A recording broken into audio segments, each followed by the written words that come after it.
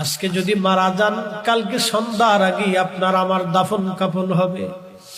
আজকে যদি মারা যান, কালকে সন্ধ্যার আগে দাফন কাফন হবে। আল্লাহর কোরআন বলতেছে, ওমা তাদরি নাফসুম বিআইয়ি আরদিন তামুত, বান্দা কোন হালতে, কোন জায়গায়, কোন অবস্থায় মারা যাবে আল্লাহ ছাড়া আর কেউ জানে না। আল্লাহ ছাড়া কেউ জানে না। আল্লাহ ছাড়া কেউ জানে না। বাজান আমার, কবরে যাওয়া লাগবে। তিনটা প্রশ্ন হবে।